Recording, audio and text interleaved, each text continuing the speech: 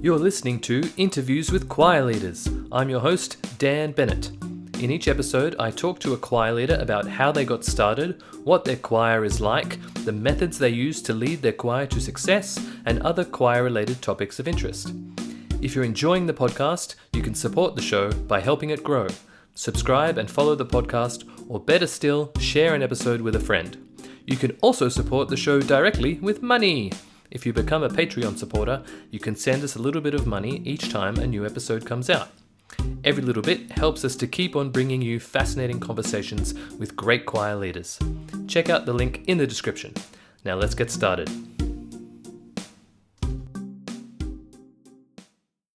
We are the spooky men. We dream of mastodons.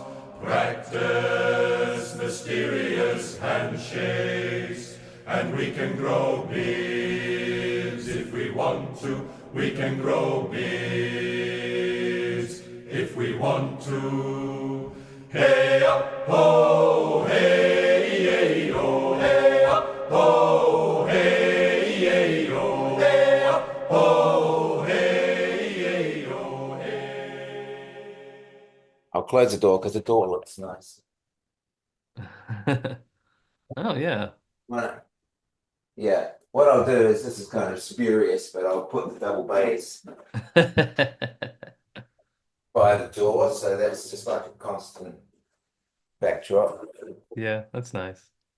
I mean, yeah, this will be an audio podcast in the end, so. Oh, well, who cares? But it's nice for me to look at, so. Hello, everybody, and welcome to another episode of Interviews with Choir Leaders. My guest today is a double bassist, a singer, a songwriter, a curious individual, a folkie, and the director/Spookmeister of the globally beloved Spooky Men's Chorale.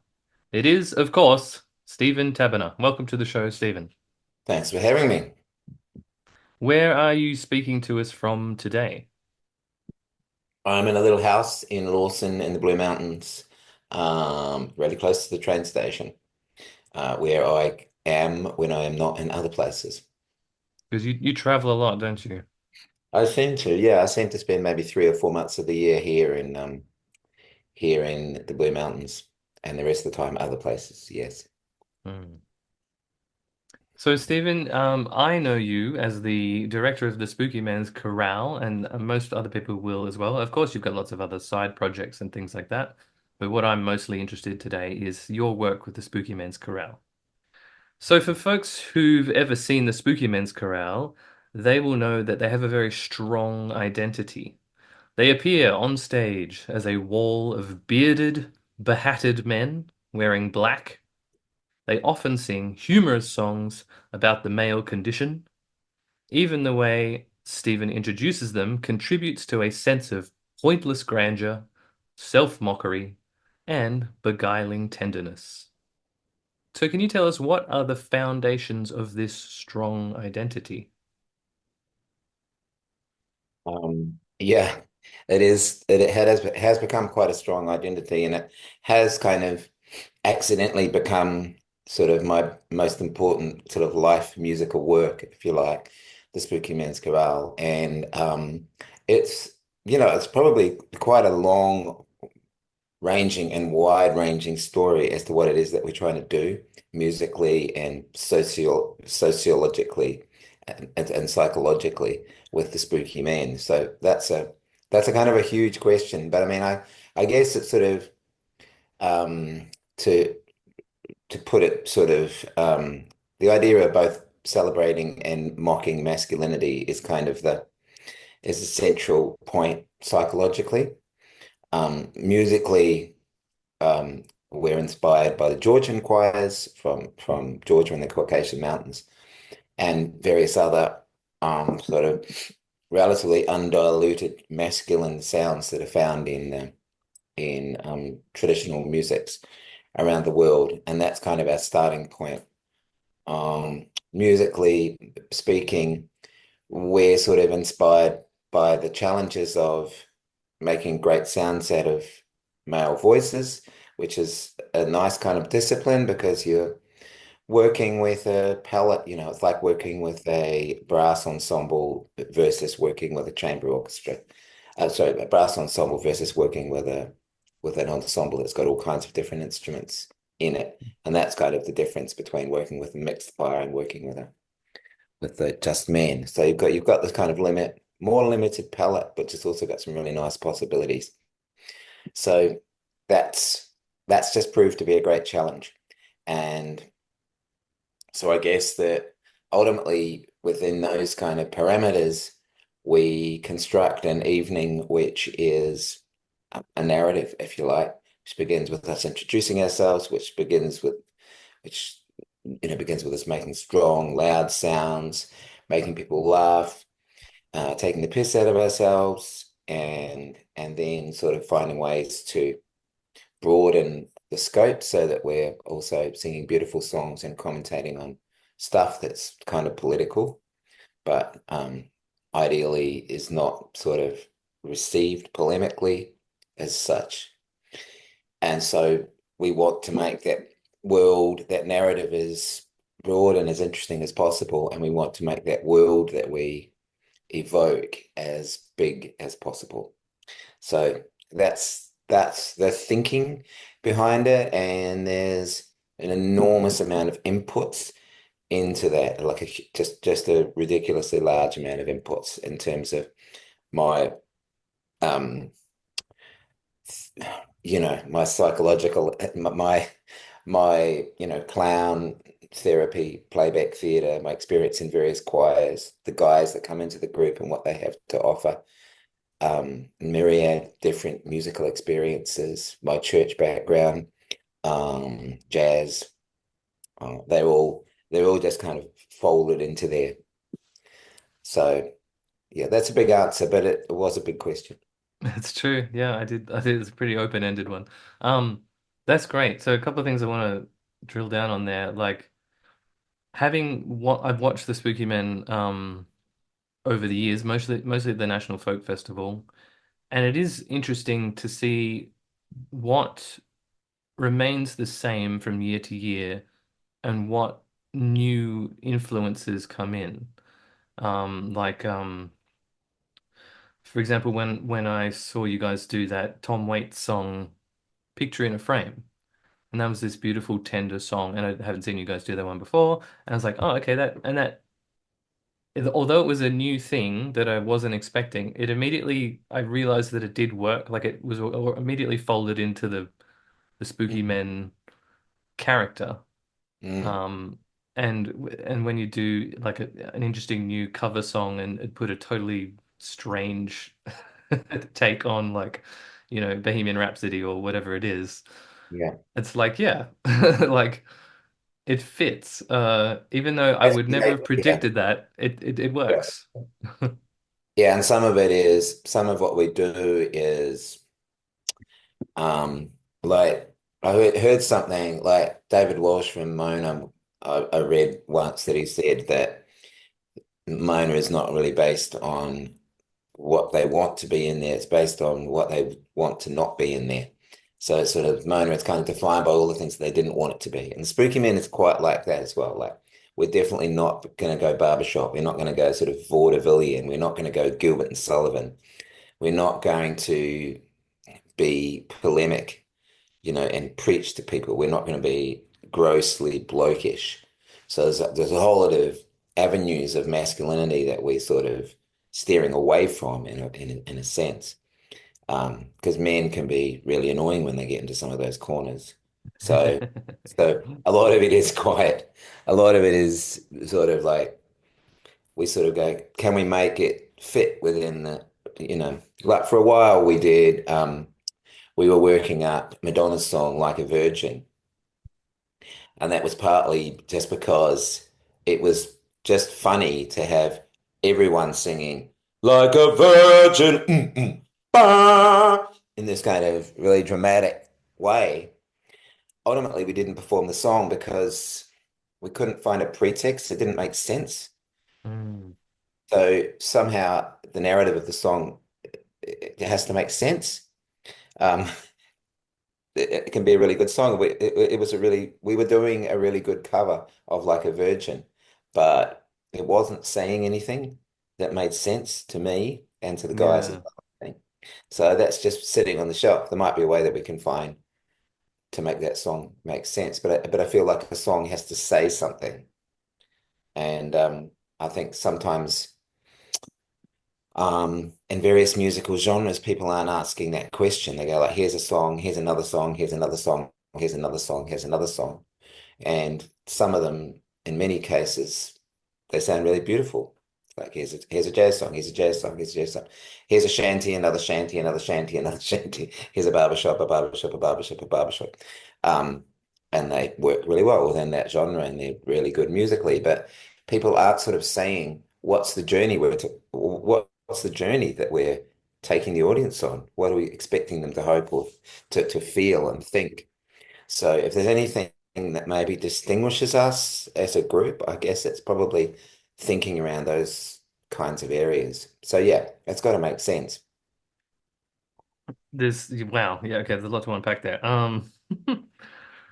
So I do want to circle back eventually to the cover songs that you choose, um, like the rationale behind them and that, but we'll come back to that in a little bit. Mhm. Yeah, it's interesting what you say about uh defining yourself by what you don't do. I've heard other people talk about this as well. Um, like an actor when an actor is trying to get in the character of a historical figure, they'll research what this historical figure did, but also what they didn't do, like what they hated, as well as what they loved, Mhm. as a kind of way to get inside the mind or inhabit the character. And I think Yeah. yeah, um, that's an important thing for musical groups, especially musical groups who want to sort of solidify an identity. You have to, you can't just embrace all things. You have to say, we are not that, and we are more of this, like doubling down on a thing that you are, which, Yeah. opportunity You're, cost, you will have to exclude some stuff if you want to do one thing really well. yeah. And I think this, what you're talking about is more predicated towards choirs and what a choir's identity is, and this might include community choirs. Um, and that may be, um, because you have sort of different, um, you have multiple aims, I suppose, as a musical group. You know, one is to make great music. One is a community value in the sense of the connections between the people and the role that that plays. And then the other is if people witness it, and then you're a performance group. So those three things, maybe sit in slightly different relationships with each other depending on what it is. There are some groups who never perform, some community choirs never perform, so that you can exclude one from that entirely, and then you're defining yourself by those people's experience. You might even, in some cases, the really important thing is that people are singing together and the value that that's got in the community. So even the musical values becomes like secondary. So in as much as performance is a really important part of the ethos of the group, then yes, I think it's really important that it's really good that there's a sense of character and there's a sense of what the group stands for. But I mean, of course, even if you remove that from the equation entirely and the group is just a singing group, then those questions about identity and what you stand for still remain, just not on view. Yeah. Yes. Um, so the identity of the group manifests in several ways, like the appearance. Can we talk about like the appearance, how the spooky men appear on stage? Yeah, yeah, yeah. And that's kind of, you know, that's a relatively low key part of it, but it's kind of like we're kind of trying to we ask the guys like who are you on stage, and it's not we're not being the village people. It's not like, like you're not like a construction worker or that it's not like a literal kind of It's not like a literal thing. And in many ways, it's kind of interesting for the audience to ask questions about someone rather than. So the Mm. hats just, the hats are really fascinating because they just sort of suggest something. Like sometimes you look like the stranger in town, in the Western movie. Some of the guys look like sort of geeks. One of the guys in the recent lineup, Seamus, he wears a kilt and he looks like a sort of a he looks like an English laird, who's he looks like an English aristocrat who's got estates in Scotland, so and other guys look really sort of kind of working class. I feel like one of the guys looked like a worker he just looked like a bouncer at a Bulgarian sex club. I don't know why. Um, so those kind of narratives. So it's sort of like um, we sort of underplay the choreography on stage. We ask the guys to be pretty contained, and then there's moments where everyone gets very animated and gets really involved. But the sort of the as far as the choreography goes, in terms of how we present ourselves, it's pretty deadpan. It's Mm. pretty it's pretty low key, and that's that low key kind of humor, which can actually be more funny. Well, yeah, it's kind of makes me think of in comedy, you've got straight man and a funny man, Yeah, and right. often it's the straight man, the guy who's just sort of like impassive, stoic. Yeah, yeah, He's the one that gets all the laughs in a way because he's the one yeah. who's not reacting to things, or in a situation that you would think requires a big reaction, they're just very like deadpan and Yeah, unmoving.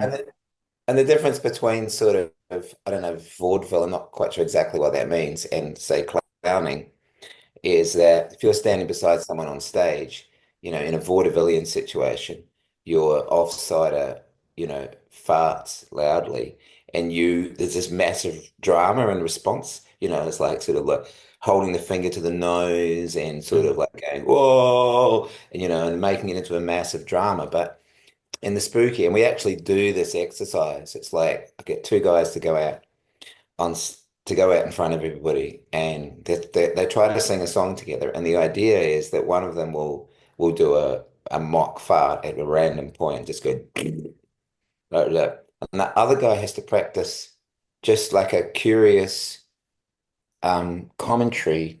So not a commentary. So like the idea in clowning is that you don't comment. You're not commenting. You're responding from naive interest. So Mm. if someone farts, you're looking at them like they're wearing an interesting Hawaiian shirt and you want to know where they got it from. So, and it's massively more funny when someone farts and someone's like, oh, that's interesting. Yeah. Yeah. So the commenting is this it's really a sign of kind of hack acting, if you like, and that kind of that sort of style. So we really try to move away from that. And when people do weird stuff on stage, spookies do some quite strange things on stage, and it's really great if the other guys are just watching them with interest. It's just has so much more impact. It's very understated and very, very funny. As you just described that, I can imagine lots of moments I've seen when the Spooky Men were performing where someone will do something a little bit weird, and then the guy next to him will just sort of turn his head and look, and then sort of turn back to the audience, and it's just Yeah, that yeah. slow like and then Yeah, turn back. yeah. And then there's the look to the audience. It's like, what did you go like, um, it's like you can almost look at the guy and go, what did you just do there? And then look to the audience and go, I think something happened there, but like, I don't Yeah, know yeah. what. Yeah. The following is a recording of the Spooky Men singing "We'll Give It a Go." A first job's more of a science than an art. I believe there's a number of rotating parts. We'll pack a few wrenches and some cans of grease, roll our sleeves up and give it a go. We'll give it a go, go, go. We'll give it a go, go, go.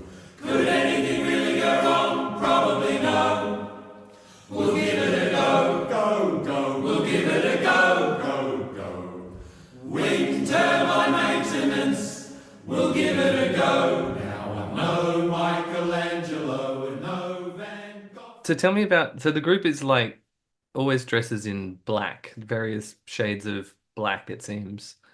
Yeah. Um, and is that because it's, well, can you tell us about why that would be? Oh, there's no profound thinking behind that, really. It's just like we had to do our first show, and I said, let's just dress in black and wear a hat. And it looks pretty nice.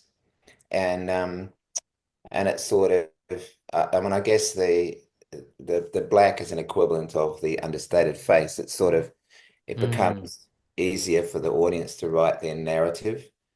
Whereas if you're wearing something that's like really overtly a costume, yeah, I mean, there's guys that there's like men's choirs, like my mate Dom in London with the Chaps Choir, and also Dusty Eski. Um, they both wore sort of, like caps and braces, and they had a sort of a real sort of, mill worker slash, mm. like Russian peasant slash mill worker, like this sort of, and that's a good look, but I think that sort of with black, you sort of have a broader sense of who these people are and what it is that they're representing. So I guess it's really just we don't want to say too much. Yeah. I think David Byrne from Talking Heads said something about similar in a way that like he used to just wear black suits when he performed because he wanted his outfit to not be The what people thing. talked about. Do you know what I mean? Like Yeah, he yeah. Yeah, which is the opposite of Bowie or someone, yeah. like Yeah, yeah, where yeah. it's a persona, like it's a powerful, compelling persona, and it's an important part of the. I mean, I guess the thing is, there's moments sometimes where we do costume stuff, like we suddenly strip to white singlets, and Mm. that sort of the moments where we want to do that, but we don't have a costume that would represent everything that we want to do on the night. So therefore we keep it really. Yeah, yeah, yeah. Well, then that's the the white singlet moment. That happens in Bohemian Rhapsody, has doesn't it? Yeah. Yeah, yeah, Yeah. yeah. And so Yeah. So we used to put on that's when we did Bahari Ghibb, we used to put on these hats and be oh, pretend that's to be right. suited. I mean Yeah. that might live again. So they're just that it also means. I mean, in a way, it's like it's like a underdecorated stage, and a lot of theatre is done in that sort of way, where you've sort of got a lot of room for imagination and also room to with a blank stage you can transform it really easily because Mm. it doesn't have any implication in itself. Well, yeah, I was gonna say it's the black outfits that set an expectation or well set a baseline. You're S- basically Yeah, that makes any change amplified.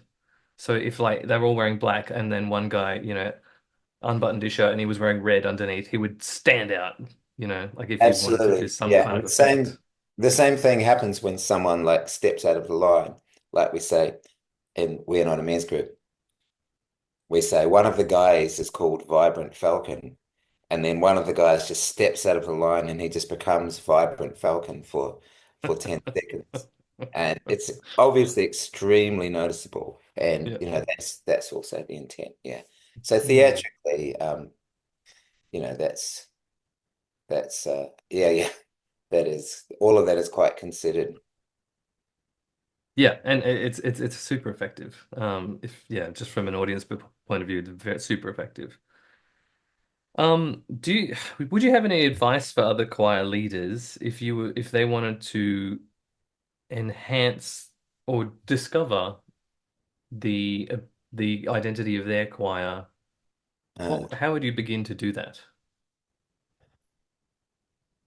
well, I think the first thing, I mean, if we're talking sort of on the level of community choirs and having led a lot of them, Um, there's sort of, I think there's like basic stuff that needs to come first, and that's kind of like a sense of um, like the worst thing that can happen, and this happens sometimes in the Spooky Man as well. Someone makes a mistake and they go, "Oh fuck," or people coming out on stage and they're saying, "I don't know where to stand," and they, and or someone apologizing to the audience, or these kinds of.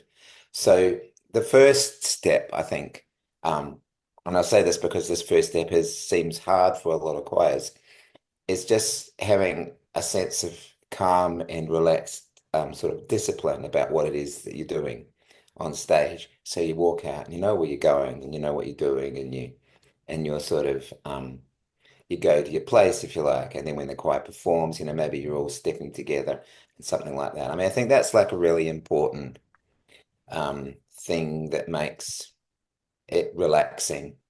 So, like when you see a choir and one person stepping the opposite way to everybody else, it's just it becomes so interesting as an audience member, because I think everything that you see as an audience member is a form of drama. And if the drama is not overtly being done, then the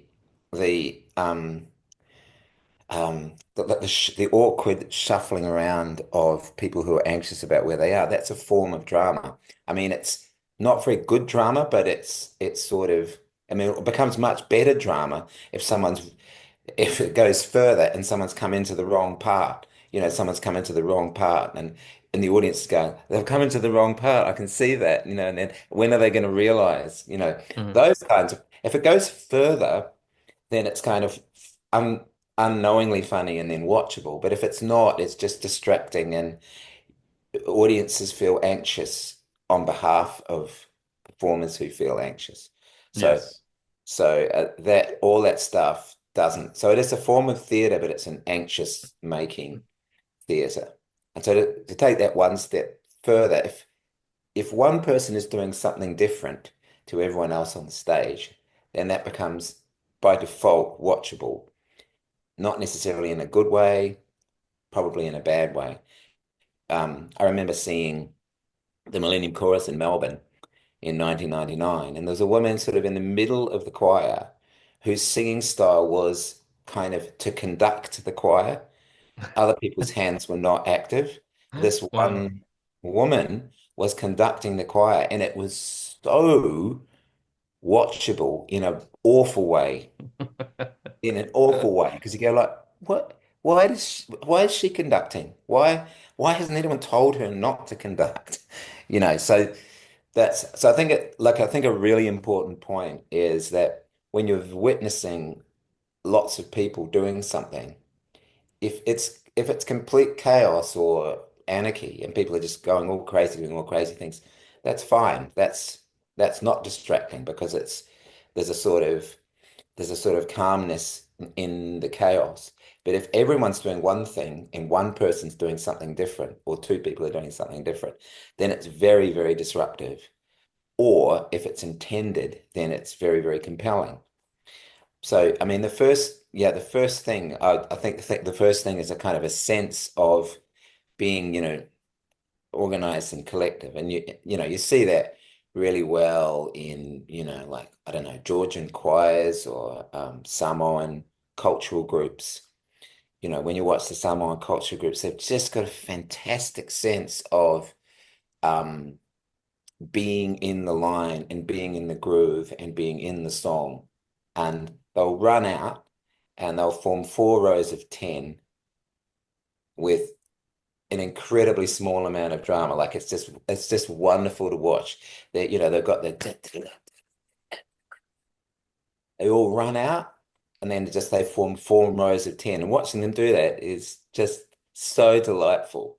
Um, so I would say that's your kind of foundational thing that's really important. And I think before you present something to the audience, whatever that thing might be, I think you have to have that kind of stuff more or less under control. And then on top of that, yeah, there's like who are you, and who's talking to the audience? What kind of songs are you singing? Are you getting people involved in the singing of the song? Is it's kind of also like, are you wanting the audience to sort of go like, oh, isn't it lovely that they're having a nice time? Mm. Or are you wanting like, so you sort of, or are you really wanting to begin to sort of take the audience on a bit of a journey in some kind of way? So, um, yeah, so some of that's obviously to do with how the choir sounds and what, where the where the sound is at with the choir. But community choirs are really capable of sometimes making great sounds, great songs, great music. And so yeah, I mean, on a th on a theatrical level, what the choir is standing for. Yeah, well, I mean, on top of that, there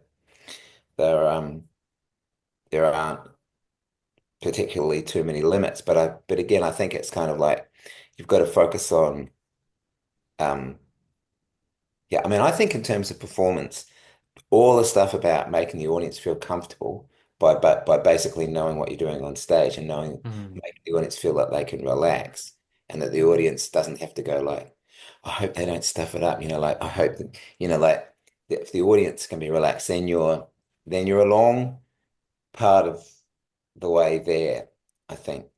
Um, and yeah, and then it's nice because and then I think that becomes the springboard to the types of songs that you're doing. And then I think it's rare for, say, a community choir to be able to tell a really powerful narrative and make the entire performance really theatrical. But like a not say a non-auditioned community choir. Um, but I think there's elements of um, yeah, there's elements of humor, and I've seen that done really well with community choirs too, where you can have some of those theatrical elements kind of coming in, and the same principles do apply, I think, about how to do humor. Um, yeah, so I don't know if that's Yeah, answering that's yeah, great. That's great. There's lots to take away there. I think it's something I've been thinking about a lot recently about community choirs and identities. Not only community choirs, but when I was discussing this with somebody recently, um, I realized that, I was talking to a school teacher and she was saying that of course with a school choir or a university choir they're kind of there for education as well. Do you know what I mean? So yeah, they have this sort of other thing that they need to do. And that just made me realize that, yeah, well, a community choir kind of it has more freedom in a way, in that it's not there to sort of educate, it's not part of an educational institution, and there's a lot more scope to really discover who you are or the reason for your existing. So I know that there are groups like Ecopella, run by Miguel yeah, Heatwell, who the reason for their existing is they sing ecologically themed songs. So there's a clear reason for their existence. The Spooky Man, such a strong identity. Lots of other choirs around, and the ones that you stick in your mind that are memorable are the ones that there's kind of a clear reason for them to exist, or a clear yeah, uh like when you see them perform, you're like, oh, this feels real cohesive. This feels very aligned. It's not just a bunch of people who enjoy singing who are together. There's a bit of an extra sort of layer on top of that. Like the kind of songs we sing, the kind of way we look on stage, the kind of even the way we speak to the audience. The following is a recording of the Spooky Men singing a Georgian song called Lashgvash.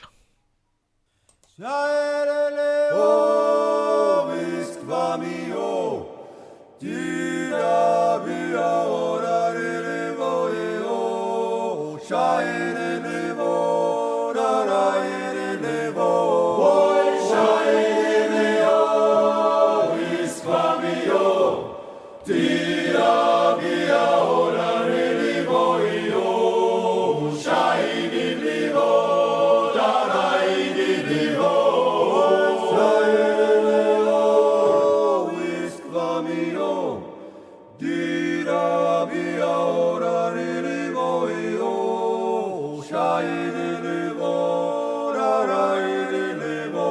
Oi shy di di o is kami o. Di da bi o da di di bo i o. Shy di di bo da da di di bo.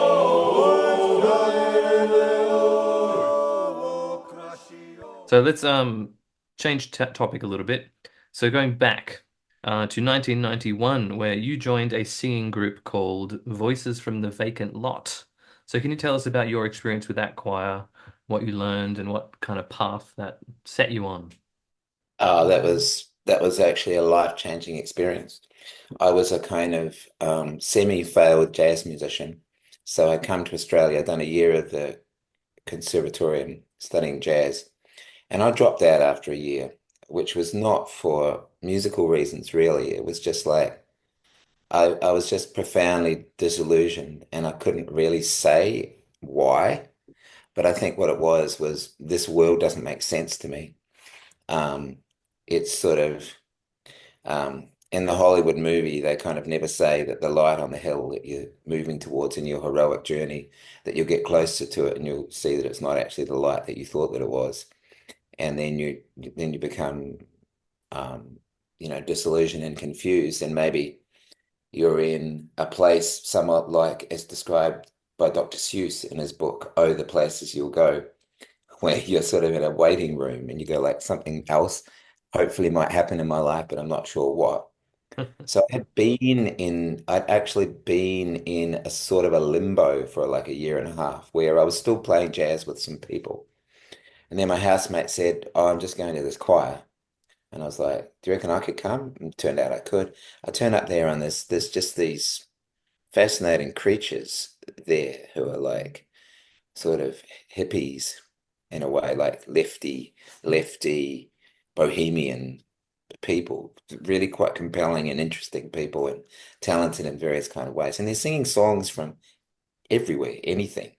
Um, they're doing, they're committing some sort of appalling, um, they've got some musical naivety in some of their areas as well. I'm going like, why are you trying to do that? That's not going to work. So I sort of had all these responses, but most of them were that I was just totally blown away by who they were and what they were doing.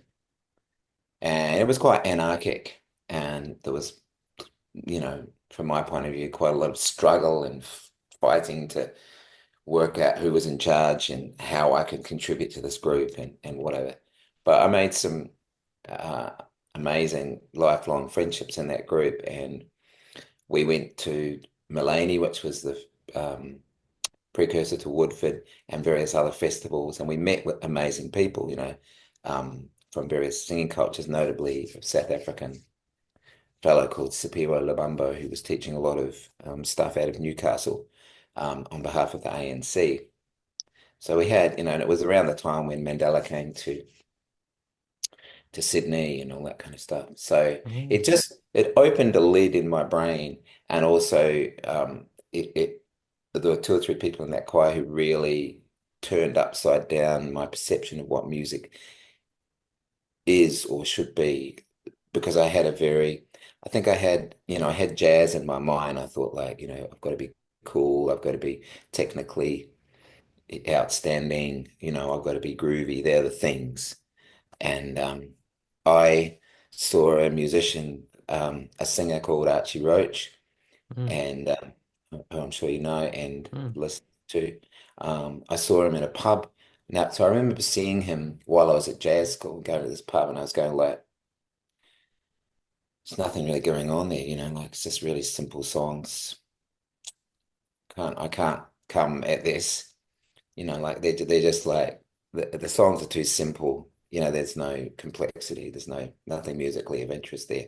And then 2 years later, I remember being in the back of a tent at the Mullaney Festival, and Archie was playing, and I was just standing at the back of the room, just with my face awash with tears. Mm. And something in those 2 years had changed in the sense of what I saw that music was or what music could do. And those people helped me to see that. that, you know, music's about humanity and music's about the expression of human things. Mm. And so that was by far the biggest change, and that, you know, the fact that like the excellence had to be in the service of music, and music had to be in the service of humanity, and not in any other order than that.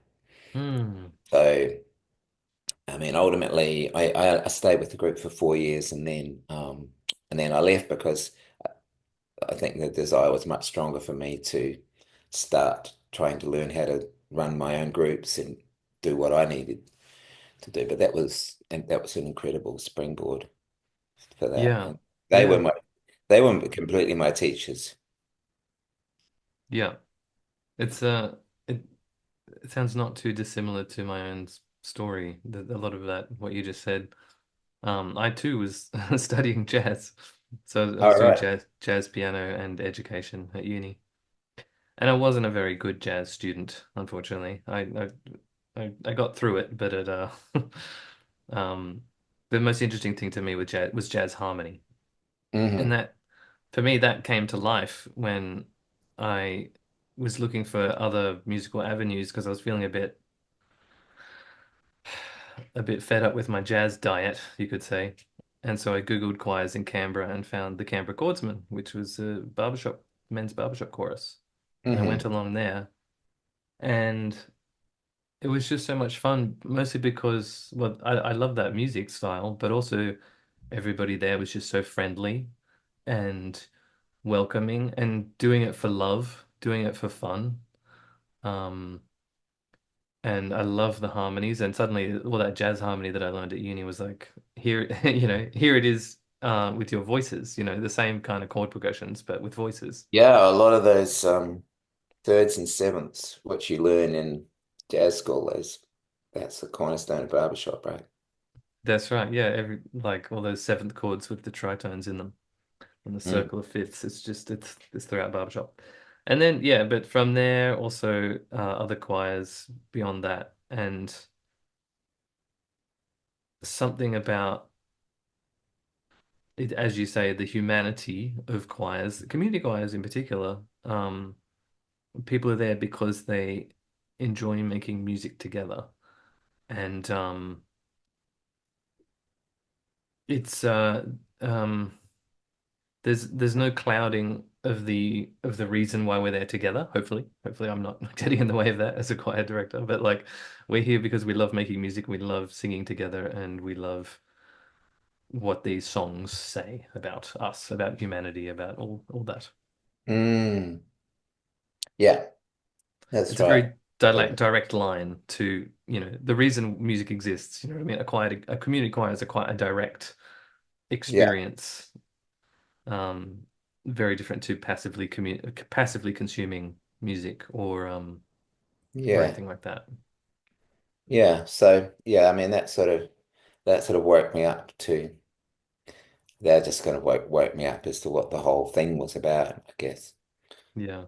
Um, yeah, and also it's a relatively easy way into starting a choir and then starting another choir, and then it was quite a rapid escalator to me conducting a couple of the choral Cs that were at which you may have know about or heard about. The It, choral C's, what's that?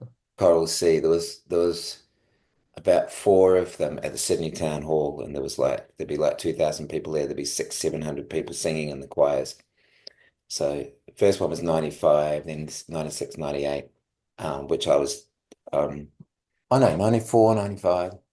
Oh yeah, and 96 and 98. And I was the last two, the two of those out of those four, I was one of the directors of it. So once with Melanie Shanahan and once with Tony Spark.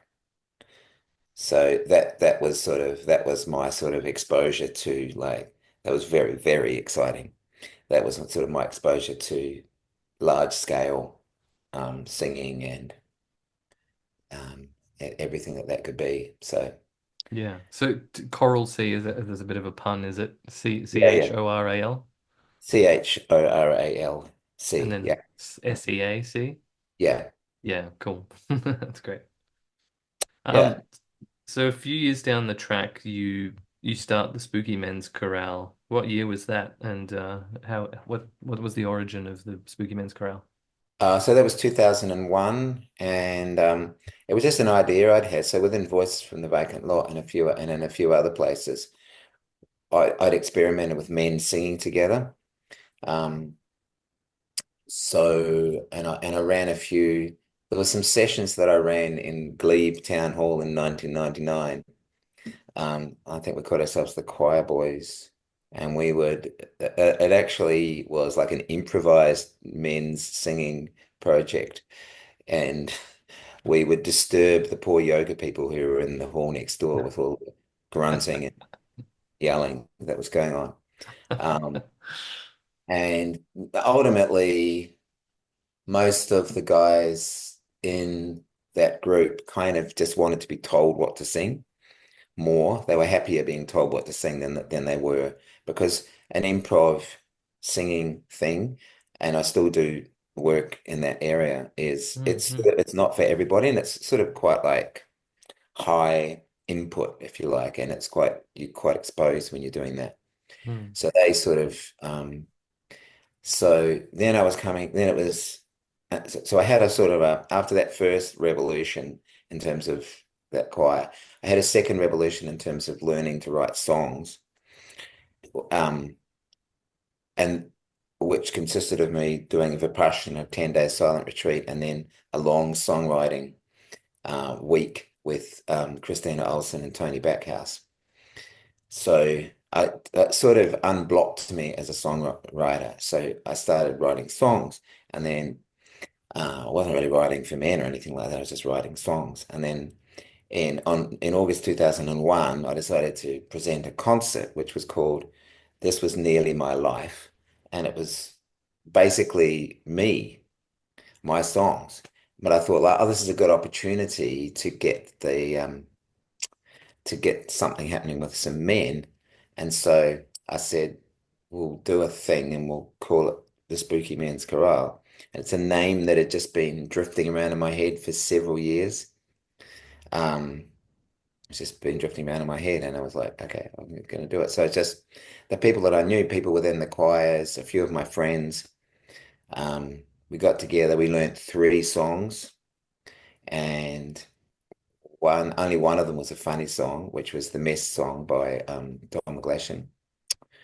And we just did those three songs, and it was sort of like, annoyingly, those three songs kind of got more attention at that concert than my own songs. Mm. And then that sort of pattern repeated itself, I guess, that we were just, people wanted it. Yeah. Audience wanted to hear it. It sounded good to my ears. It was a lot of fun to do, and the audience wanted it. So, So you realize you were onto something at that point. I mean, yeah, slightly annoying that you were presenting your own songs and then that was really but annoying. upstaged by your own choir. Upstaged by my own choir. And then like 2.5 years went by, and I was sort of the chorale was going, the chorale was making really great sounds and always getting a good response. And we needed a sort of a bigger platform, if you like. And I'd been trying to get us to the National Folk Festival because I knew that that Mm, would be a place where we could be seen. So I was applying and I was harassing them about it because they kind of owed me one as well. But they said no, no. They said no in 2003. And then 2004, they said no as well. And I was very frustrated at that time and a bit angry about it, to be honest. And then, unbeknownst to me, they had booked for the choir component, they had booked the Yakandanda Folk Festival Choir, which was a community choir. And they had also, and then the Yakandanda Festival Choir pulled out. They said we can't do it. And then they asked this other choir, who's a friend of mine, James Rigby, down in Castlemaine, and they were called the Arca Fellas, which was sort of even more insulting in a way. Which no disrespect, but they were more of a community choir than what the Spooky Men were, and Mhm. they were sort of a group that I had gone and done workshops with, and to sort of. So I was like, are you doing anything possible you can to avoid inviting the Spooky Men to the Mm. and then finally they were like, oh, we got no more options. We have to invite the Spooky Men. And so we turned up and yeah, and then the sort of the excitement was really immediate and really palpable. The response was really strong and really immediate and huge, really, at that first national. And so yeah, so then I think we did 3 years in a row at the national after that. And then from that our UK tours came up and everything everything happened from there, but it's sort of That's wild to think that because the Spooky Men are so beloved at the National Folk Festival now. It's almost like they're a fixture. Do you know what I mean? Like when you get your program and open it, you're like, all right, where are all the Spooky Men performances? Circle those. All right, good. Now make sure nothing's clashing with those.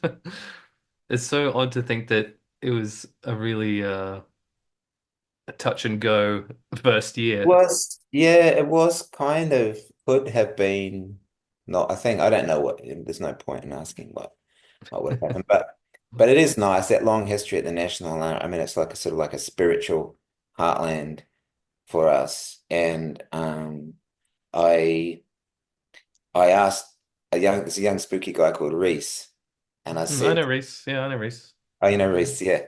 So I yeah. said to Reese, like, when did you first hear the Spooky Men's Chorale? And he said there was never a time when I didn't hear the Spooky Men's Chorale. Like as soon as he was like able to know that he was alive, almost, the Spooky Men were part of the landscape at the National Folk Festival. And I thought that's an amazing thing. So, Yeah, so Reese might be 24, 25 or something like that. So, yeah. He's a so great singer. I've sung with him a few times. He's really good. yeah, he's great. He's great.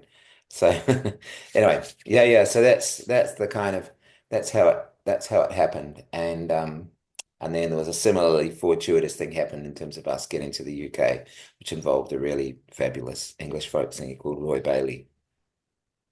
Yeah, well, you better tell us the story now that you've tantalized us. Well, that was pretty straightforward. Roy came over here. He saw the Spooky Men. He thought he thought we were good. He talked to his friend Alan Behrman, who's an agent over there, and said, "You've got to book these guys." And maybe he had a CD of us. I Mm. think we had a CD at that point. And so he just said to Alan, "You should book them for a tour." And then Alan said, "We're interested in booking you for some gigs in the UK." And we organised a tour around that, and that was the beginnings of our UK thing, which is it's somewhat more intense, not hugely more intense, but our sort of UK following is somewhat more intense than our Australian following. How so? Oh, there's just sort of more of them, and there's more fans, and the sort of the level of spook mania has really reached quite incandescent levels sometimes. We Wow. do this festival, Sidmouth, and we do this town invasion thing, and we've done that with like maybe 600 or 700 people. Go to this huge workshop, learn a song, and then we go into the streets of Sidmouth and just sing in the streets of Sidmouth, sort of barrel through, and then go into the ocean. It's sort of it's a tradition. Yeah. Wow. That sounds So cool. yeah, I think that I mean the English are good at sort of irony and self-mockery, so I think they really I was about to appreciate. say, I was thinking like the self-mockery element of the Spooky Man would go down very well in England, I'd imagine. So, Yeah, yeah, yeah. So we're going to the UK for maybe the 12th or 13th time this year for as part of our European trip. So wow, amazing. Mm. So why choose the word chorale instead of choir at the beginning? well, yeah, because I said that to you, Dan, and then I said, well, it's an important. I was kind of thinking that I was explaining to you the difference between chorale and choir. Turns out that I'm the only person in the whole world who thinks in this way. But I mean, in my mind, a chorale is distinguished by essentially by standing in a line. So it's kind of you're sort of limited to. So it's kind of what other people might call a small. You've got Voces 8 and you've got the 10 tenors or whatever, and you've got ensembles that basically stand in a line. And it's in my mind, the chorale is sort of where the audience can see every single person and sort of know who everyone is in the group. And a choir is, more than that. So you're in two rows. So there's people that you might go like, oh, hadn't noticed them, they were, Mm. yeah. So, and I guess it's sort of got implications. Like I guess it's a midway point between the kind of ensemble where there's only one person per voice, like take six or, Mhm. quartets, quintets or whatever. So you've got that. Then you've got what in my mind is called a choir, which is like lots of people, like 30 plus people, or at least 20 people. And Mm. then in between, you've got something where there's more than one person singing per part, but it's kind of like it's got some of that sensibility. It's like a hybrid kind of thing.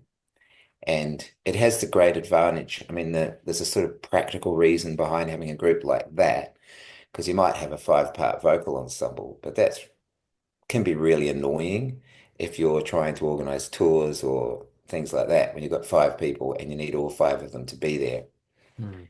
Whereas, with the Spookies, there might be 30 guys and I need to find 12 or 15 of them who are Mm. able to do a gig. So it gives one the flexibility. It gives you the flexibility. It gives me the flexibility to book gigs without knowing for sure. Like to book gigs, and I'll know that I'll be able to somehow assemble the personnel to do those gigs. Whereas if you're sort of booking, if you're one of these groups, and some groups I know where they've got like 6 or 7 members, and they have to ask everybody has to be available. And if there's someone who's not available, then there's a big drama. You've got to teach someone the part, someone's got to dip and all that kind of stuff. So Mm. it's sort of, yeah, So there's some actually positive practical implications for like having a roster of like say 30 people on the roster, but for a gig you need, 12 or 15-ish. yeah. Mm. Also, though, the kind of sound that we want to make like a really strong, like sort of wall of man sound. Mm. And it's really noticeable that, that sort of the ability to make that kind of sound definitely depends on at least two people per part. So probably three, so you kind of, we have performed as a Spooky Man with only 10 in the line. That's kind of almost the minimum to sort of have that sense of, Mm. um, you know, gravitas in the actual sound. Next up, we've got a recording of the Spooky Men singing a Tom Waits song called Picture in a Frame.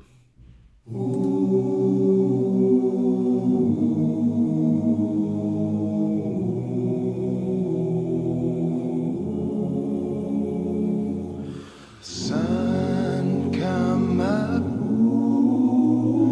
it was blue and gold.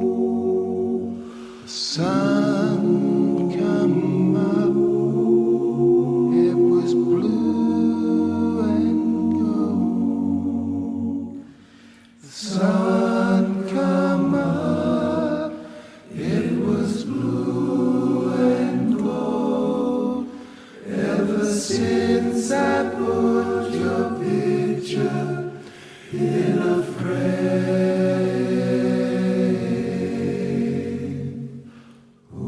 I come calling. How many parts do you sing? Three or four, quite often three. Yeah. Yeah. Does does the melody sit on top? Does it move around? Oh, it's very dependent. There's lots of yeah, and I think in terms of the arrangement style of the Spookies, one of the defaults is a kind of yeah, yeah. There's lots of defaults. Like there's three. there are three-part Georgian style arrangements where it's almost like there isn't really a melody. And in fact, in Georgian music, traditionally, there isn't a melody. You've sort of just got the three parts that make the sense of the song together. So there's three-part arrangements that are inspired by that. Three-part is a really attractive way of arranging voices for me because it's got you have these kinds of chords. You have these kind of It's not or being the picked up very well on Zoom. Sorry. it's not I being can't picked. Zoom. The microphone is not liking the piano that you're playing. Yeah. Oh, okay. Yeah, so you get open chords. So is that like 151? Yeah, 1 5 that 1 5 9. So like 1 5 2. Oh, I see. Yeah. Yeah, so you get lots of those types of chords, and that sort of really inspires the way we sing. And then some of them are more traditionally four parts, but Mm, definitely and amongst the three-part songs, there is like notably with the Sweetest Kick in the Heart, it's a three-part song with a melody in the middle, but also the melody is sort of really barely a melody. So it's kind of Georgian in the sense that it's mm, that sense of the song, or it would not make so much sense to take away the two harmony parts and sing the melody of the song with chords. mm. It's like I never thought about this actually, but with the Sweetest Kick, the anatomy of the vocal arrangement is really part of the song. Yep. And there's a few songs that are like that. And I think that's what we take um, from the Georgian Yeah. I music. like that. I like that. Uh, I mean, most of the music I sing is, existing songs arranged into a choral arrangement. But every now and then there's one that you get the sense because none of the parts are especially like a melody, but the way Yeah, they all fit together is so beautiful that like you can't really just take out one of the parts and go, that's the melody, because it doesn't really sound yeah, very good by itself. that's Um, that's a great thing. That's a great thing. yeah, Um, it's a nice effect, and like some barbershop tags that I've sung are like that, where it's like, who's got the melody? Don't really know, but these it's just really nice chords, and the way they move from one to another is beautiful. So, yeah, um, I do want to circle back to repertoire now. So, I'd like to talk about the songs that you cover with the Spooky Men and also the original songs. So if we can maybe just like tease those yeah, apart for a second. sure. So the Spooky Men's Chorale has reimagined many songs, and here are just a few so the audience gets an idea. So Not Pretty Enough by Casey Chambers, Dancing Queen by ABBA, Bohemian Rhapsody by Queen, a mashup of Tina Turner and Taylor Swift, which was very interesting, called T T Tay Tay. Hmm. And before you mentioned the Barry Gibb, Bahari Gibb, which is Hmm. a very strange um, Bee Gees kind of thing. Yeah. And so it seems that like a wall of bearded men clad in black provides an interesting canvas for pop songs to be reimagined and reinterpreted. So can you Mm. tell us if there a method behind how you select songs for the Spooky Men to cover? Well, the first thing is like a really, really, really important precursor is that the song has to be a really good song. Like it has to be a song that we like, that we think is a good song. Um, and the process of like reimagining these songs is sort of like you sort of you can't keep doing it the same way. Otherwise, you'll just become craft rather than art. Like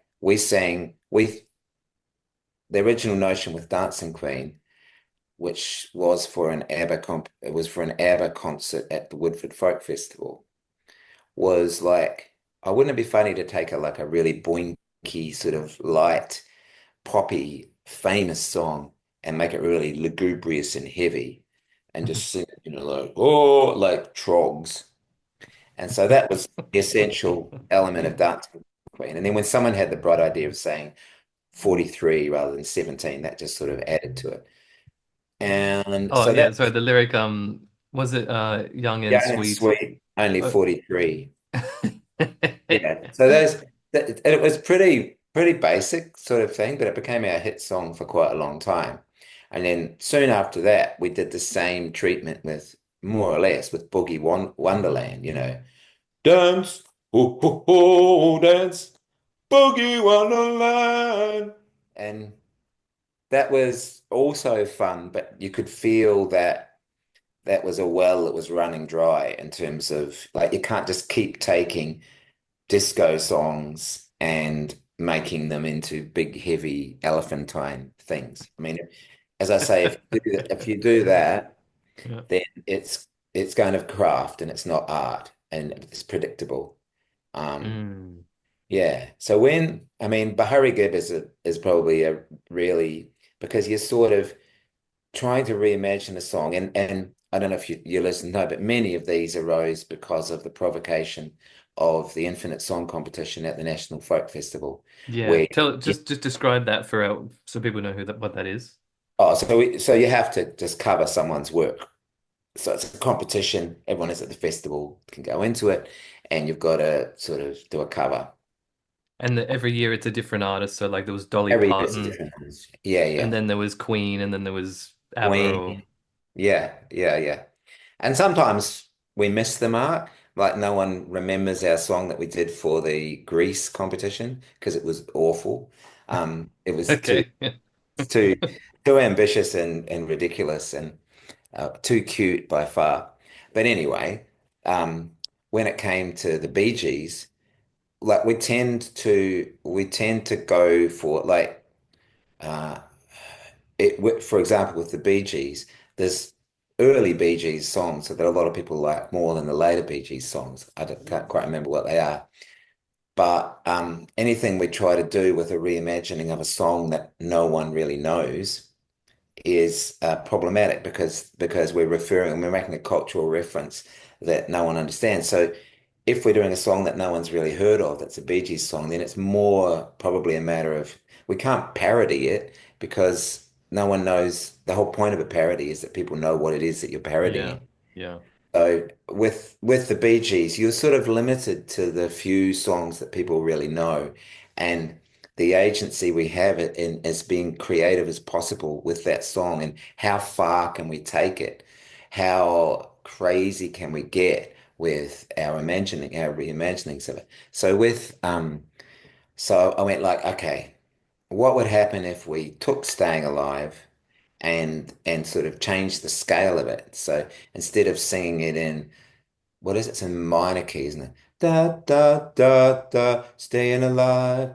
What if we changed it into a sort of more Eastern da da da da, staying alive. Da da da da da da da da da da da. And then as soon as I did that, I went like, oh, that's just so Bollywood. Like it's totally Bollywood. I don't know where that's gonna go, but the music and that sort of classic Bollywood sort of that Mm. listeners can't see, but I'm doing the changing the light bulbs thing. I'm going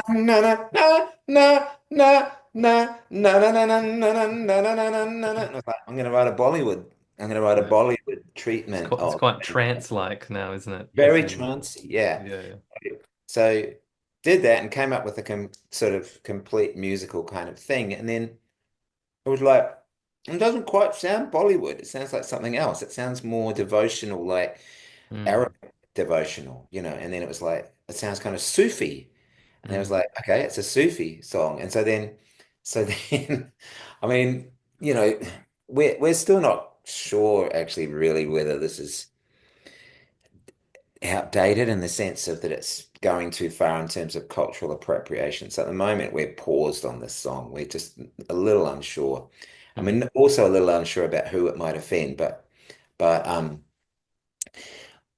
then someone said, "Oh, that's written for that great Sufi prophet Bahari Gibb," and then Yeah. everyone was like, "Oh, that's really good." No, no, Bahari Gibb, Bahari Gibb, and then there's the bits that lead up to it where it's like, Rahabin Gibb, Rahabin Gibb, dakanana, na na na na na, Most Ghibb. And so it was, there were lots of things about that song that are sort of illustrated, one of which is that it comes from a interesting external provocation. I wouldn't have thought of doing a Bee Gees song. The second one was like I needed to have an open mind to crazy notions and an open ear to where it was really going because I thought it was Bollywood and it's actually Sufi. And then also the guys in the group who are feeding in this stuff, like actually the prophet is called Bahari Ghibb, which Yeah. was, which is a sort of, so then we just sort of put the hats on and go into it. The funny thing is it's sort of it's mock devotional, but I really love the actual devotional aspect of it. Like I actually Mm. um it's beautiful to do because we don't do anything else that's like that. That's kind of trancey. Yeah. And I'm just thinking now, it kind of plays into the mythos of the Spooky Man. I'm thinking of one of the original songs, which is the club song, Universal Club song, Universal where Clubs. well, it's kind of like and there's a bit you do with the talking to the audience, describing the Spooky Man about, Spooky Man, raise your hand if you're in over 20 different clubs or something like that, and they all raise their hands. And it's Yeah, like, yeah. okay, these guys have got like a lot of hobbies, a lot of they're part of a lot of strange clubs and things like that. And somehow this is woven into it too. You can imagine, this Spooky Man gathering at midnight and doing this sort of devotional chant, and Yeah, somehow yeah. it works. It works in this Yeah. The idea of these kind of alternate universe. secret meetings of men, getting together and getting off on the sound on the tranciness of the trance. There's a Yeah. the there's some crazy thing that's from maybe Iran or somewhere where there's these guys going round and round in a circle um doing this trance, and you go like, I don't know what religion it is, but that looks like a lot of fun. Like be just to be in the midst of that. Yeah, yeah. Next up, we've got a recording of the Spooky Men singing Bahari Ghibb, an interesting tribute to the Gibb brothers of the Bee Gees.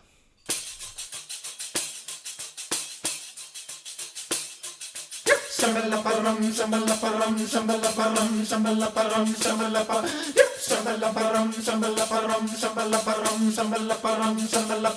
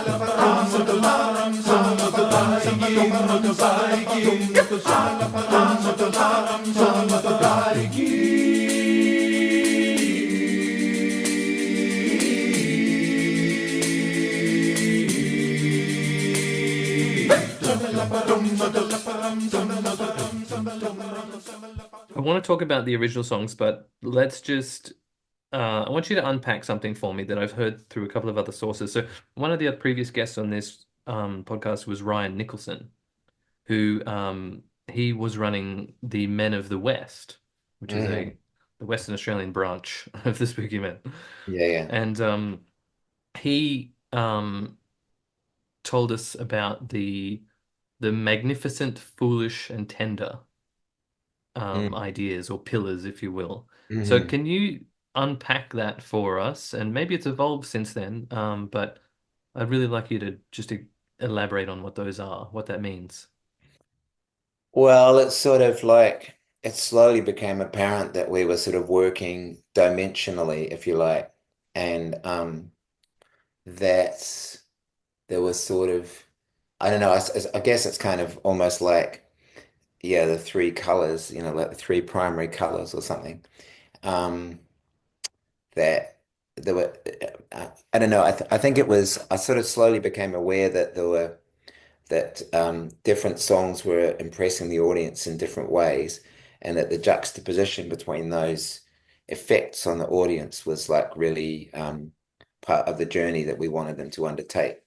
So we we would make we would make loud sounds. That was like the beginning process. Like the beginning process would always be to make a strong sound, to say, hello, we are here. We're men. This is what our voices sound like. And then we do that for maybe only one song or two songs, and then probably one song. And then we would So that's the magnificent part.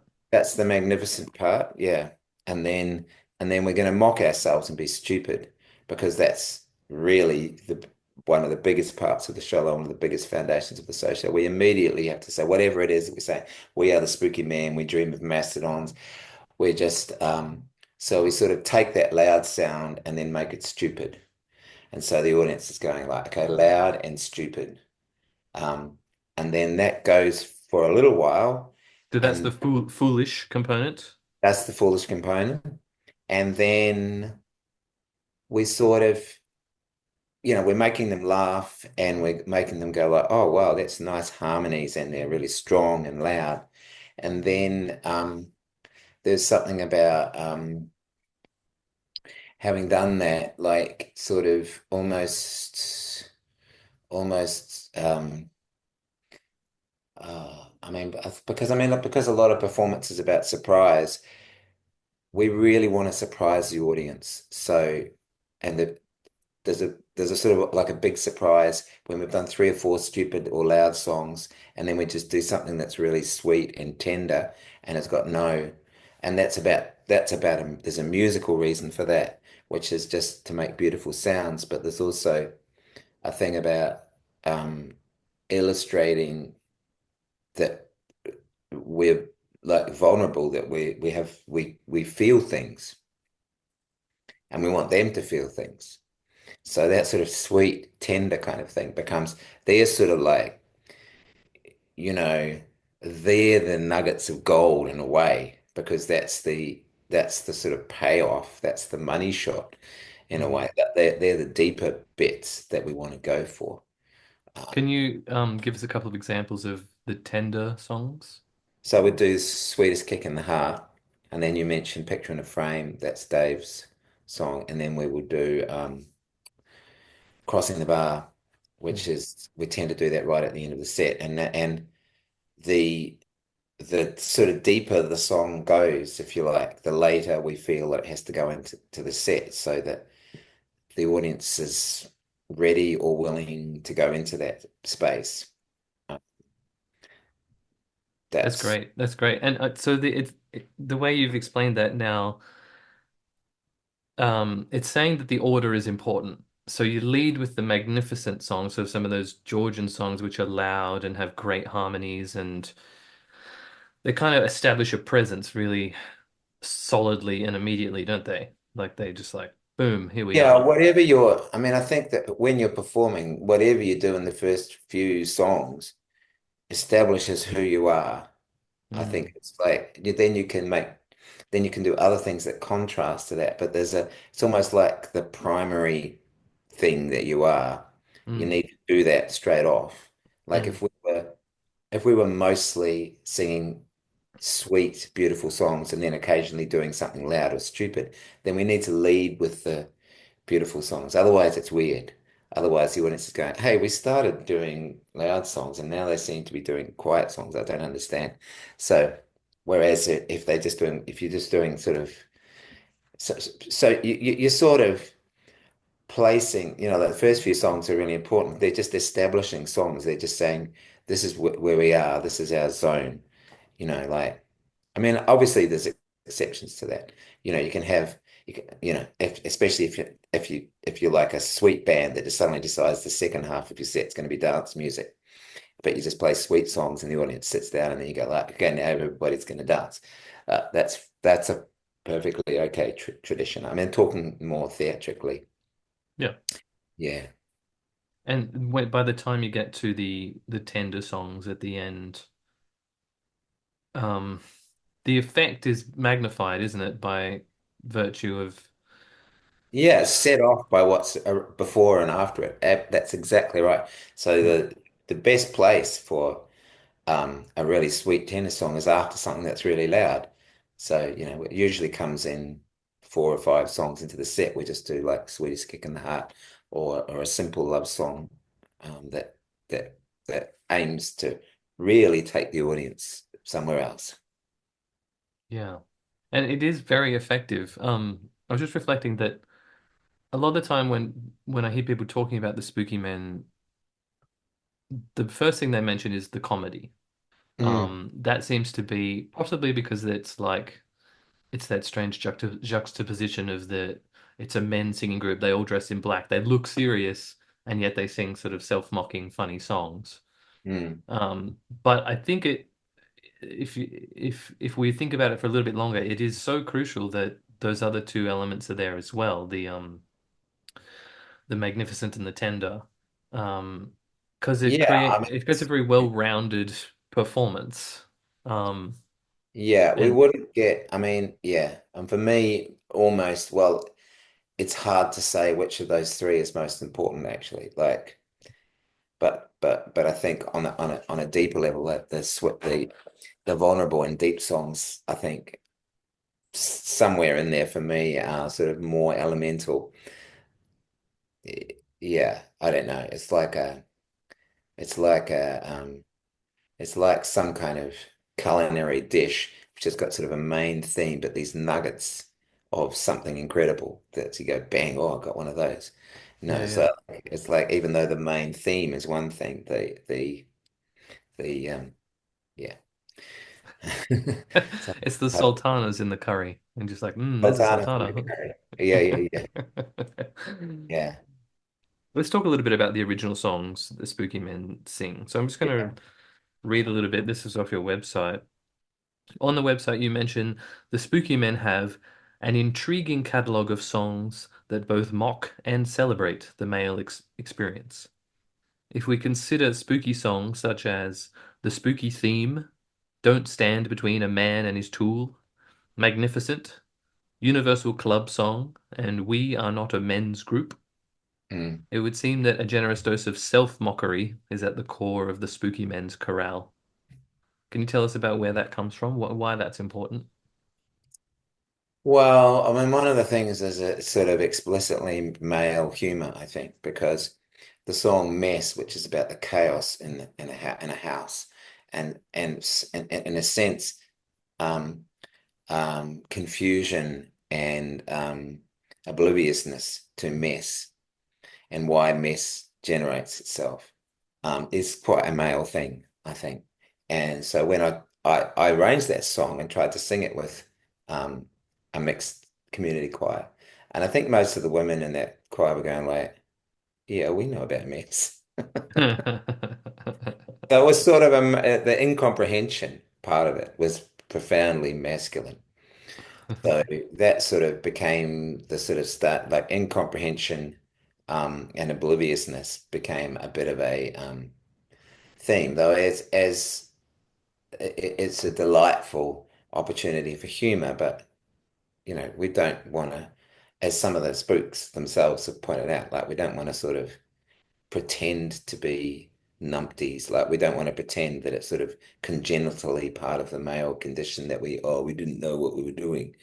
But nevertheless, it's still this like it's just like a really rich. So I mean, all of those songs you mentioned are doing sort of slightly like "Don't Stand Between a Man and a Tool" is kind of it's quite that's probably one of the lowest ranked songs in terms of um what it's going for is quite a low common denominator. Really, it's just like we like tools, it's like Hmm. it's a pretty dumb song. Um, yeah, we're not a men's group. Um, But I was just going to say that well, the fact that you were acknowledging that and singing about it implies a level of self-awareness, doesn't it? Like it's sort of like singing about how all men, have a shed and have power tools in it, or all men, create that mess song, or yeah, that song. I mean, there's some men stuff around which is just like, which is not very dimensional, I'd say. Like, Mhm, there's a group called the Beards, and they sing songs about beards. They're a rock band. mhm. People, drink beer and dance to them. They're fine, but when you listen to their songs, there's sort of one dimension to them. It's Yeah. just like, yeah, man, we got beards, ha, ha, ha. And they'll they'll got songs like, if your dad hasn't got a beard, then you've got two mums, so it's kind of also not particularly nuanced in terms of self-awareness, I think. So like, Don't Stand Between a Man and a Tool would fit into many of those less nuanced male spaces, like sea shanties can be um a place where you could be, really quite I don't want to be disrespectful because some of the spooky men love sea shanties and I have really enjoyed them too. But it is a kind of it's a space where masculinity is kind of, it's almost one-dimensional masculinity. It's just like, like boof, boof, boof, boof. And it's really fun. And it's fun for people who are not meant to do it as well. It's just a boof zone. Um, in terms of going to an evening of shanty that can be really fun. In terms of performance, I think it's really problematic because it's sort of I don't know. Well, because um, I think that you have to subject masculinity to a bit of a searching light as well as sort of enjoying it for what it is.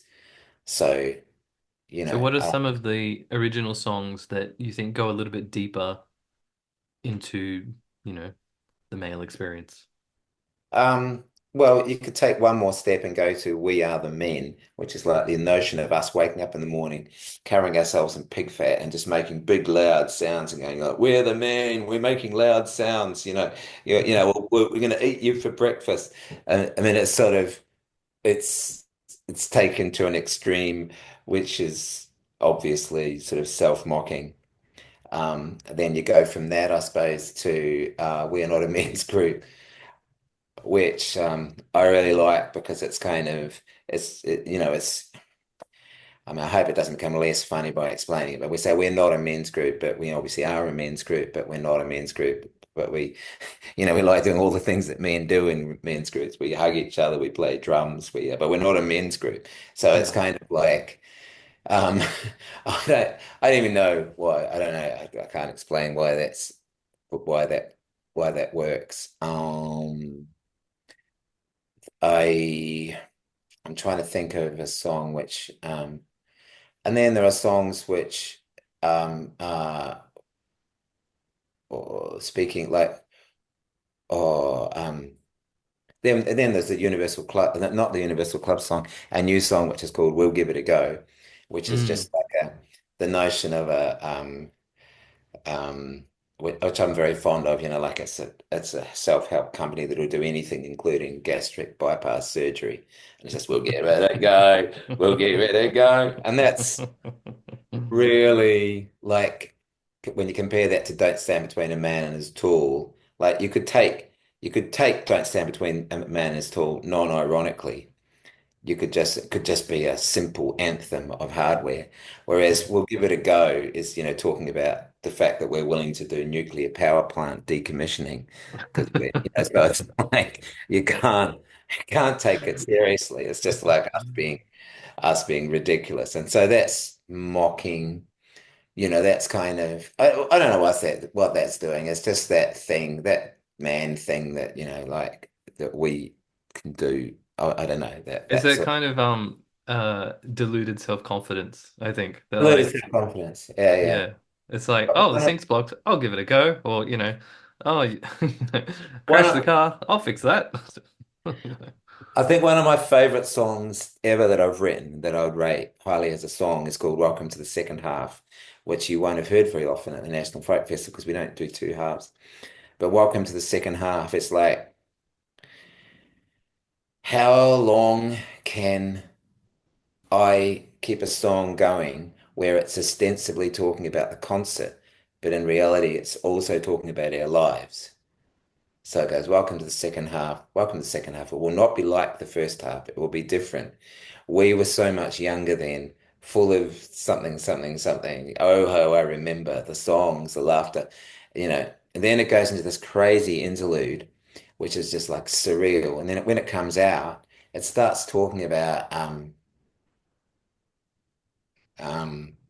it just starts talking more in a way which is unmistakably. So you're sort of just creeping up on the audience, and then so welcomes. So here we are again, and it starts talking about time running out.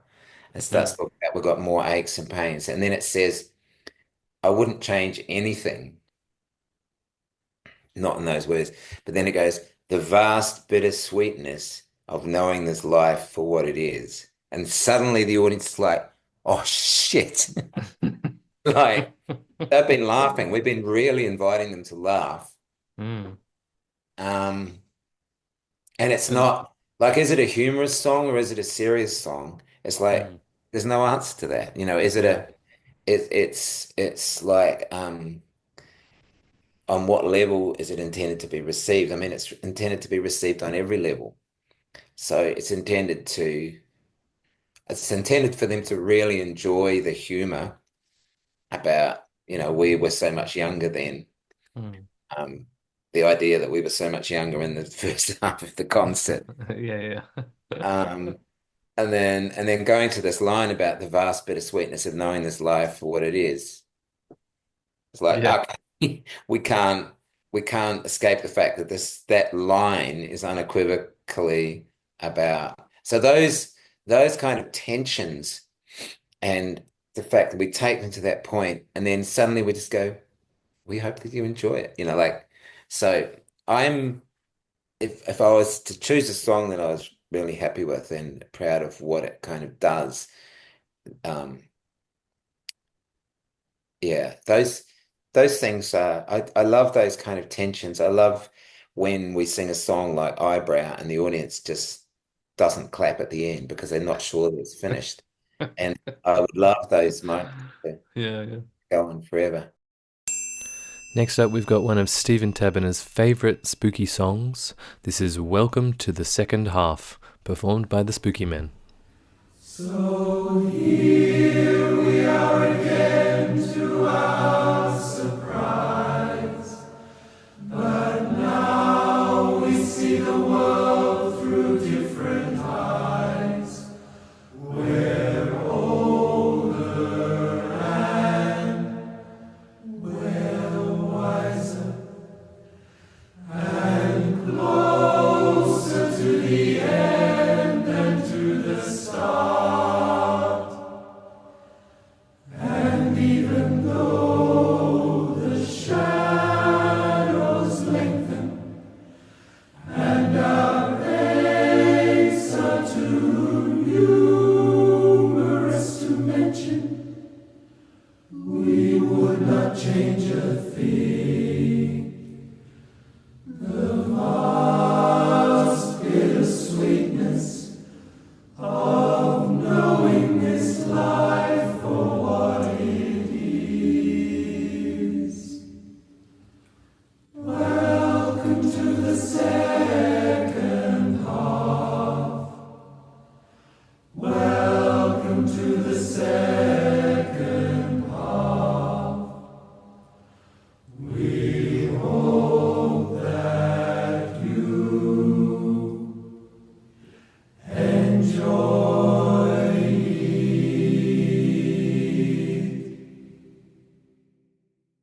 When we did, let me tell you something, because there's another thing that we want to do, which is I feel like we sing a Ukrainian song, and the audience can feel that the set is starting to get serious. We're going somewhere that's actually meaningful. Mm. And then I'll usually try to appropriately acknowledge the Indigenous land that we're on, and then we sing Treaty, Yothu Yindi's Treaty, and I give the audience a little lecture about culture and acknowledging other people's culture and seeing other people's culture. which is the only moment in the show where there is like I'm kind of hectoring them in a Mm. way, not aggressively, but I'm just saying like, this is to Australia's shame. This is what, we have a possibility for cultural understanding, which we're not taking and we never have. And then we sing treaty. Now, when we go to Bateman's Bay in on a South Coast tour last year, Bateman's Bay just happened to be a place where I was um, randomly just yelled at and insulted by a motel owner who was Islamophobic and somehow Mm. cottoned on to the fact that I was an appropriate person to. And so he yelled at me and insulted me. And I had done nothing other than say that I was from Christchurch. And then he said something like, "Oh, that's a Muslim town now, isn't it?" And then I was like, "What do you mean?" And then he went into this very nasty rant, and I said that I thought that was offensive and that I didn't want to stay in the hotel. Anyway, then he then just yelled at me for 10 minutes with me just going like, "I don't know why you're yelling at me." Yeah, well. So that was sort of an unpleasant experience. So that was my last experience in Bateman's Bay. And I was thinking, we're singing treaty to an audience, and I think probably a fair number of them might have voted no in the referendum. So how's that going to go? Mm. So, I give them the rave, we sing the song, and then there's this sort of moment after the song where there's a certain tension. So obviously, and so I said, so I've got this thing that I say in a song like that, which is like, for those of you who didn't necessarily agree with the sentiment of that song, I hope you enjoyed the nice harmonies. Mm. And then and then I said, and then I also say, oh, but I hope that we all keep talking to each other because talking to each other is really important. And then there was a sort of yet like the awkwardness wasn't done, because we're still in that space. And then I said, and I quite like the way this went. I said, like, well, okay, that was awkward, wasn't it? There's a bit of an elephant in the room now, isn't there? It's like there's something in the room that's not addressed. Actually, there is something in the room that's not addressed, and I think we need to deal with it. And then I turn to the guys and I say, that guy down the back, what's going on with him? And then we have this song, The Man in the 17th Row. Right, yeah. I see. So we went into The Man in the 17th Row, but I think I enjoyed the discomfort. You don't want to leave the audience in a place like that for too long, but I just sort of enjoyed that kind of discomfort around that space. I mean, they're in discomfort for 30 seconds or something like that. So Yeah. anyway, so that's sort of interesting. I mean, I think that there's always a question for me about how much to say because the world is just like completely spinning in very bad directions in all kinds of ways at the moment. So, and the spooky men are obviously deeply concerned in all kinds of ways about that and how you bring that into a set without it being too much for the audience is a constant source of is a constant source of discussion. It's a fine line, I what don't like performers who are polemic. I don't like being lectured. I don't even like being lectured by people who I agree with. mm. So Right. that's kind of problematic. Um, and I feel like, the way that my thinking is developed, I feel like we sort of get one or two shots during a performance. Otherwise, people are just going to feel lectured to. One of the questions I had for you, you might have sort of inadvertently answered it just now. It was a question from our last guest, Chris Robery, who said, "What's the worst thing that ever happened to you during a performance, and how did you overcome it, if you did?" So Oh, possibly we may have addressed it, uh, no, unless you that could think of something was else. no, no. Well, no. Well, I can think of two stories. One of them less funny than the other, and that wasn't actually it. Um, but it was illustrated. But it could have been. Yeah, look, I'll tell you. I'll tell you both of them. Yeah. One of them was one of them was when I was playing with my trio. So it wasn't the Spooky Man. We're playing in Scotland. It was this little gig, and I had a song called "The Non-Consensual Squeeze," which was about people who came up and massage people without permission. You Mm. know, it's these sort of bearded men who smell of patchouli. And they come and they sort of go like, "Yeah, bro, you seem to be a little bit tense," and they'll get in there. So we did this song, and Jack, it was a solo song, and I was performing in a duo with Jack. And I went like, oh no, what could be really good is if you just sat there looking awkward, like you're the person receiving the massage, and I'll do the song, and then I'll go into the sequence where I'm going like, just breathe into my hands, just breathe into my hands.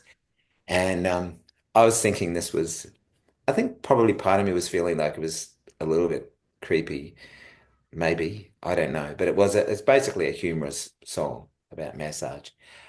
But a woman just stood up and said, no, enough, stop. It happens to people. It's happened. Stop.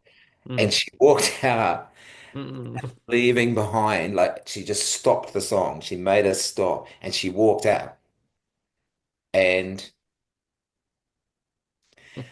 that was impossible to come back from. Yeah. What do you It do? really was. It really was. I mean, maybe she could have not stopped the song. Maybe she could have come up to me out later and said that was. It had never occurred to me that someone might be in some way triggered by this song. Never occurred to me that someone who's had an unpleasant experience Mm. might be set off by it. So Mm. I honestly I had like three or four attempts to kind of either A, acknowledge it in a serious way, and B, laugh it off. But it shook everybody. Yeah. It really did shake everyone in the room. And we did our last song and we got through our last song.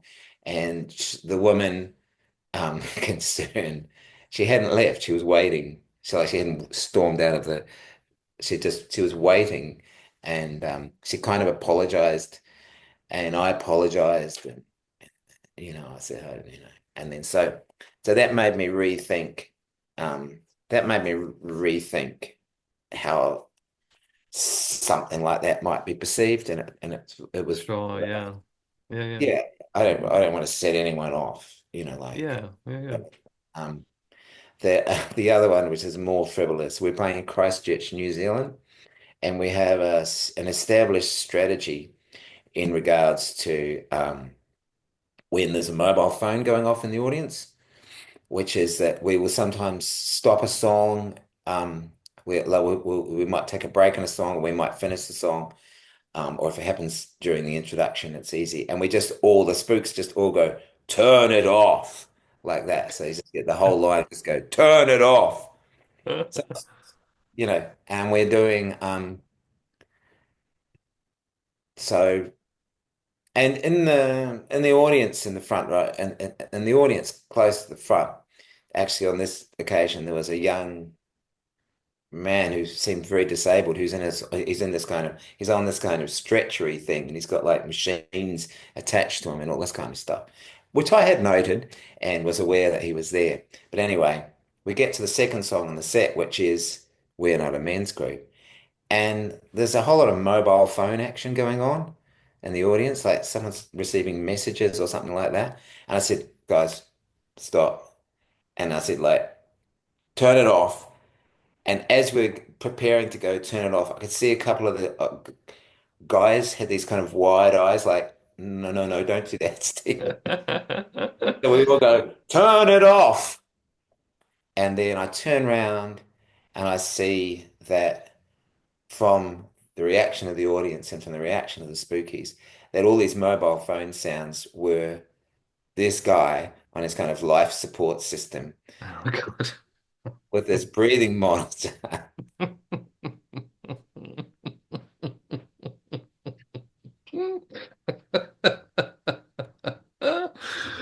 I said, I just had to say, No, probably. Sorry, no, don't turn it off.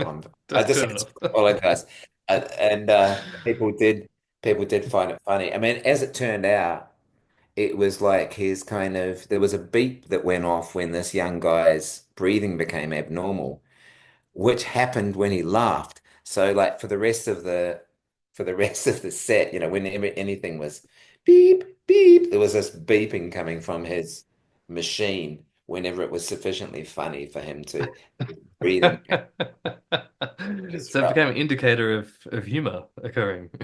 Yeah. Yeah. Yeah. So that was a difficult moment.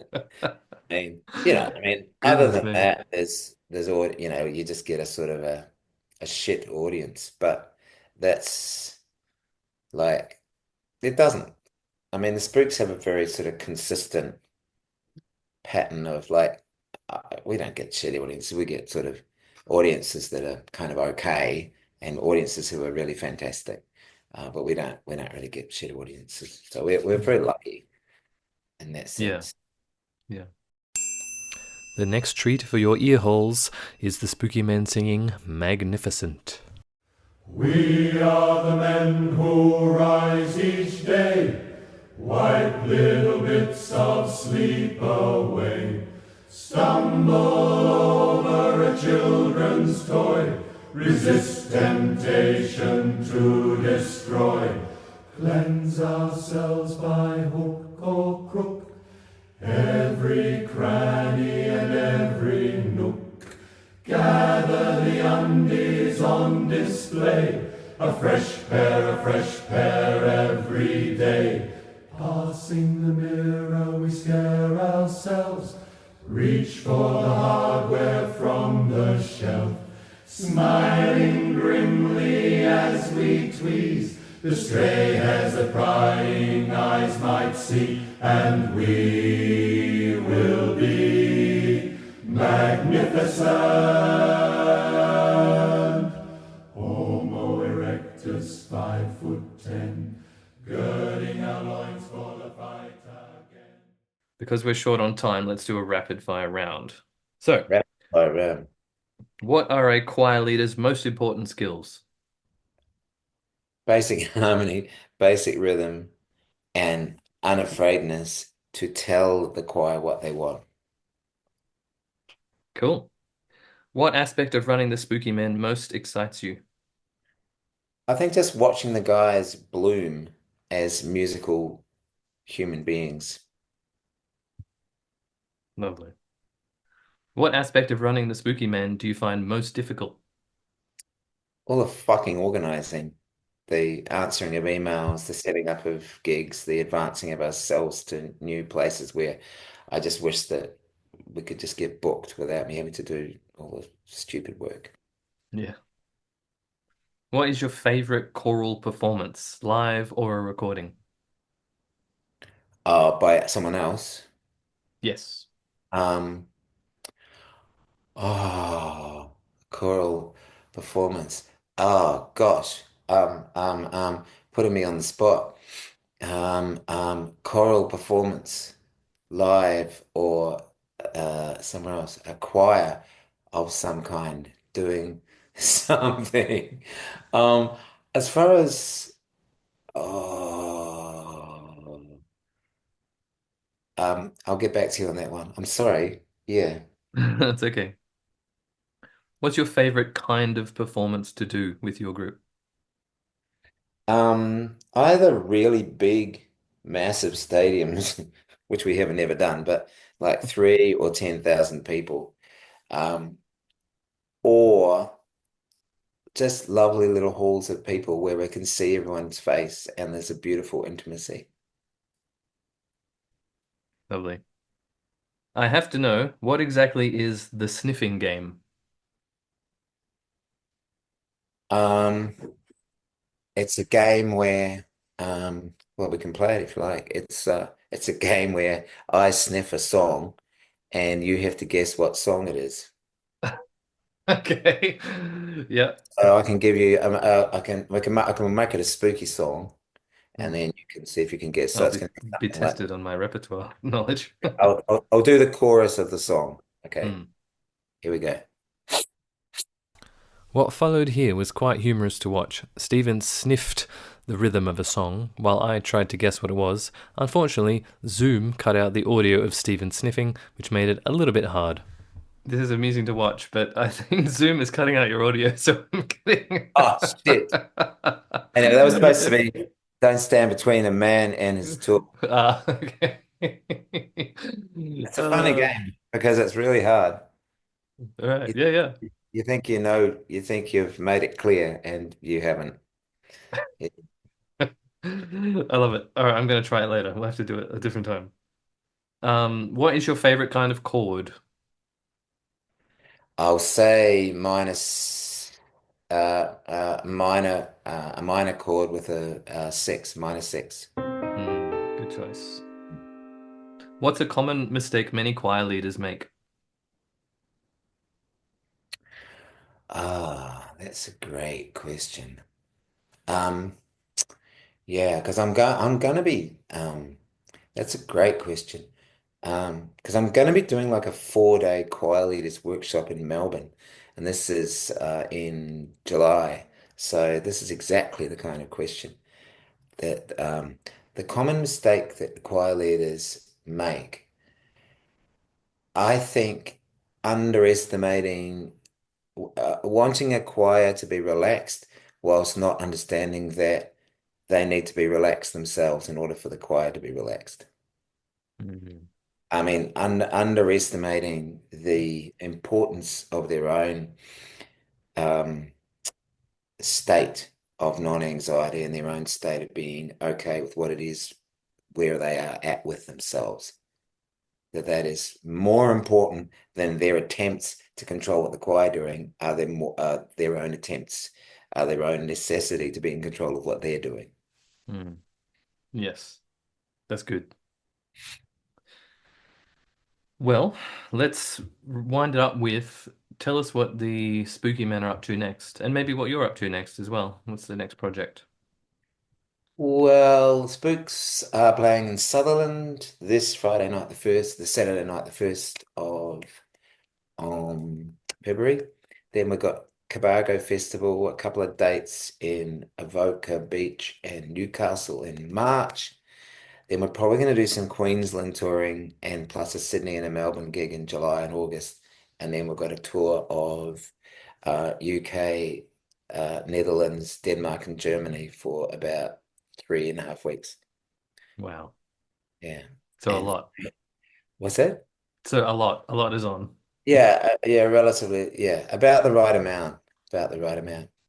Yeah.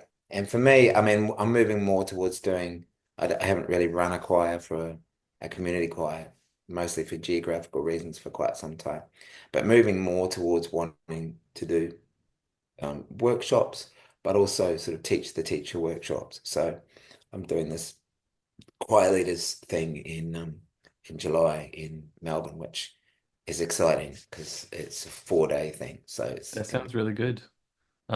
Maybe if you can link that to me, I can put it in my show notes when I send it out and get a few people to come along. be absolutely, yeah, cool. Thank you so much for being my guest today, Stephen. It's been really fun talking with you today. That's okay, Dan. Great questions and really lovely raving about everything. Well, friends, we're there at the end. Thank you for listening. I hope you've enjoyed listening as much as I've enjoyed interviewing Stephen and putting this podcast together. Remember, the best way you can support the show is via Patreon. So go to my Patreon, there'll be a link in the description. Every little bit of money that you send me makes it that much easier for me to record and keep going and make this a viable thing to keep going. I think it's a really cool resource for all choir leaders, and I'd like you to be able to contribute to it. Let's finish with a beloved song of the Spooky Men. This is called Sweetest Kick in the Heart.